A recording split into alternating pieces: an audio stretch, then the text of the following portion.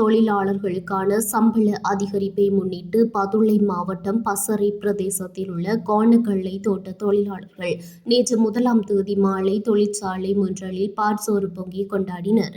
சம்பள அதிகரிப்பை நடைமுறைப்படுத்திய அரசாங்கத்திற்கு தொழிலாளர்கள் இதன்போது தங்களது நன்றியை தெரிவித்ததுடன் இந்நடவடிக்கை தங்களது வாழ்க்கை தரத்தை மேம்படுத்த உதவும் முக்கிய தீர்மானமாக அமையும் எனவும் குறிப்பிட்டனர். மேலும் பெருந்தோட்ட தொழிலாளர்களின் நீண்ட நாள் கோரிக்கைகளுக்கு தீர்வாக இந்த சம்பள உயர்வு அமைந்துள்ளதாக தொழிலாளர் பிரதிநிதிகள் தெரிவித்தனர். இந்நிகழ்வு தொழிலாளர்களின் உற்சாகமான பங்கேற்புடன் சிறப்பாக நடைபெற்றது.